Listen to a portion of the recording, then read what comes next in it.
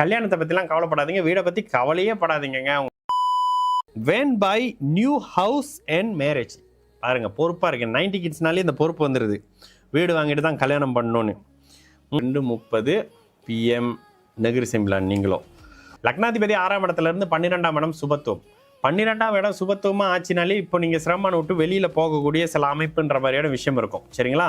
இப்போ என்ன நடக்குது? சந்திர தசை நடந்துகிட்டு இருக்கா? சந்திர தசை நடந்து முடிய போது அடுத்து செவ்வாய் தசை வருது. ஓகே, செவ்வாய் தசையில் சுயபுக்தி பிப்ரவரியிலேருந்து நடக்க போகுது. இன்னும் ஒரு 11 நாள்ல இருந்து உங்களுக்கு புது நல்ல தசை வரப்போதா? சரி, இந்த இடத்துல உண்மையிலேயே சொல்லணும்னா இவர் குருவினுடைய வீட்டில் இருக்கக்கூடிய இவருங்க. இந்த இடத்துல என்ன அஸ்தங்கங்க அமைப்புனாலும் கூட 10ஆம் அதிபதின்ற தன்மையில் வருவார். 5ஆம் இடத்தினுடைய வேலை செய்யணும். 10ஆம் அதிபதி 5ஆம் இடத்துல வேலை செய்யணும். 4ஆம் அதிபதி சுக்கிரன் லாபத்தில், சனி பார்த்தாலும் கூட ஆட்சியாக லாப அமைப்பில் சந்திராதியோகத்தில் இருக்கிற அருமையான யோக ஜாதகங்க.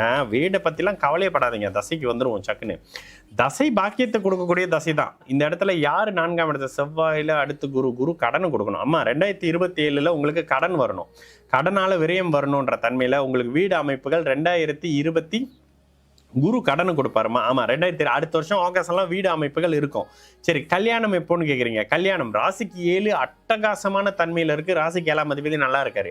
லக்னத்துக்கு 7ஆம் அதிபதி 9ஆம் இடத்துல இருக்காரு. லக்னத்துக்கு 7ஆம் அதிபதி 9ஆம் இடத்துல இருக்கிறது ஒரு நல்ல அமைப்புகள்னாலும் கூட இந்த இடத்துல ஒட்டு மொத்தமா எல்லாத்தையுமே அவர் பார்க்கிறாரா? சந்திரனை மட்டும் தான் பார்க்கிறாரு, வேற எந்த கெடுதல் அமைப்பும் இல்லை.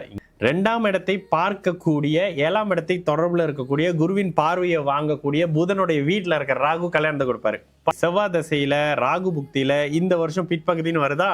இந்த வருஷம் பிற்பகுதியில கல்யாண விஷயங்கள் ஆரம்பிச்சு செவ்வாய் தசை குரு புக்தி அமைப்புகள்ல திருமணம் நடந்து முடிஞ்சிருக்கும். 2027 28ன்னு வச்சுக்கோங்க, கல்யாணம் நடந்து முடிஞ்சிருக்கும்.